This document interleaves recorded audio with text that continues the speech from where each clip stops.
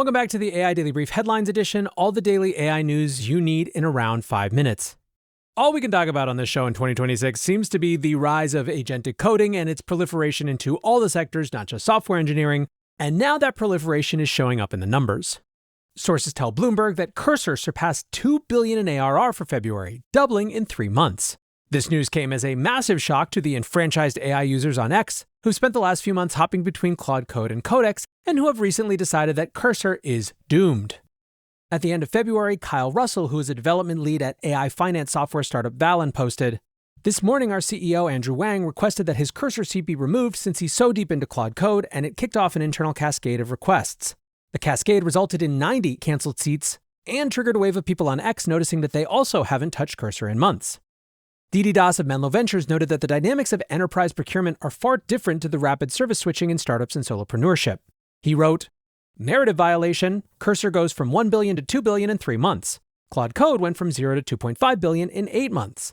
Everyone in the tech and X bubble thinks people are wholesale ditching Cursor, but enterprise diffusion is glacial. Most of the world just got a hold of it." That, by the way, is the exact same framing used in the Bloomberg reporting. Their source said that 60% of Cursor revenue is coming from corporate customers, with a rise in both new company signups and existing customers adding more seats. Venture investor Hubert Thieblaut wrote, "Tech Twitter says, Cursor peaked, everyone's already moved on to agents. Next hype.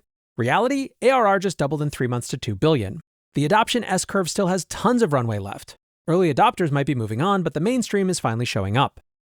Job Vandervoort, the CEO of talent startup Remote, also noted that there's actually some meaningful differences between Cursor and Claude Code in the enterprise, commenting, "Cursor is amazing for large code bases shared across many engineers." Basically, the news hammers home that AI startups just aren't playing a zero-sum game as much as the chattering class on X would like it to be so. The current market dynamic isn't about Claude Code taking market share from Cursor. It's about the entire segment growing and growing fast. And that growth looks rapid and sustainable. SPTK commented, "AI coding agents aren't hype anymore. They're infrastructure." Indeed, surging demand for AI coding is at the heart of our next story, producing an all-too-familiar error message on Monday morning with Claude users finding the service was down. Claude's outage peaked at around 6:40 a.m., right as I was using it before the kids got up.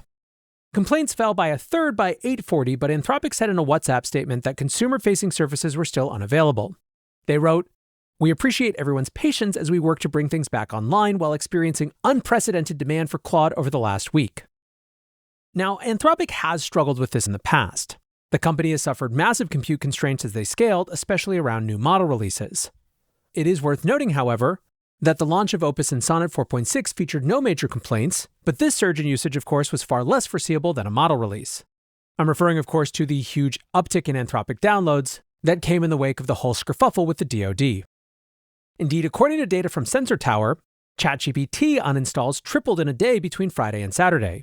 US daily downloads fell by 13% day over day on Saturday and dropped by another 5% on Sunday, which was a sharp break from the prior trend, where ChatGPT downloads had been gaining 14% day over day on Friday. One-star reviews for ChatGPT surged by 775% on Saturday and another 100% on Sunday. On the other side of the market, Anthropic's rise to number 1 in the App Store was driven by their own surge in downloads. The Claude app gained 37% on Friday and another 51% on Saturday. Now, to be clear, Claude has seen downloads something like 20x in a month, according to SimilarWeb. Now, the question, of course, is how persistent this switching behavior is. Right now, ChatGPT remains by far the dominant consumer AI platform. And while the online boycott is active right now, how resonant it will be in the long run remains to be seen. Speaking of the whole Pentagon issue, Sam Altman has updated staff on revisions to OpenAI's Pentagon contract and acknowledged that the way that the deal came together looked a little sloppy. In a memo to staff also shared on X, Altman wrote, "We've been working with the DOW to make some additions in our agreement to make our principles very clear." He said the contract will be updated to add language that states, consistent with applicable laws, the AI system shall not be intentionally used for domestic surveillance of U.S. persons and nationals. For the avoidance of doubt, the department understands this limitation to prohibit deliberate tracking, surveillance, or monitoring of U.S. persons or nationals, including through the procurement or use of commercially acquired personal or identifiable information. Altman added that the DOW has agreed that OpenAI systems won't be used by intelligence agencies nestled under the DOW, specifically mentioning the NSA. Altman reiterated that he was clear with the department that Anthropic should not be designated a supply chain risk and that they should be offered the same terms as OpenAI. Still, the fallout from the Pentagon's battle with Anthropic is reverberating throughout Washington as officials scramble on AI policy. The Treasury, the State Department, and the Department of Health and Human Services have all pulled the plug on Claude following the president's Friday directive. Treasury Secretary Scott Bessent announced the move on X, posting, "The American people deserve confidence that every tool in government serves the public interest, and under President Trump, no private company will ever dictate the terms of our national security." Meanwhile, in Congress, Democrats are preparing a response to the unprecedented use of the Defense Production Act to label Anthropic a supply chain risk. Silicon Valley Representative Sam Liccardo plans to introduce an amendment to the act that would prohibit agencies from, quote, retaliating against vendors and developers of high-risk technologies such as AI, where those vendors seek to limit the deployment of their technology in ways to mitigate the risk to United States citizens. Axios reports that the Defense Production Act was not formally invoked by the Pentagon as part of last week's dispute, which of course only raises further concerns about the government using implicit threats and coercion rather than statutory powers. Liccardo's bill is expected to be marked up in the House on Wednesday, putting it on the fast track for a vote. Senate Democrats are also weighing a bill to address broader concerns about the Pentagon's use of AI technology in autonomous weaponry and domestic surveillance. The net result is that AI policy is being thrust on Washington as a live issue in a high-stakes moment. Politico attempted to make sense of the landscape on Monday.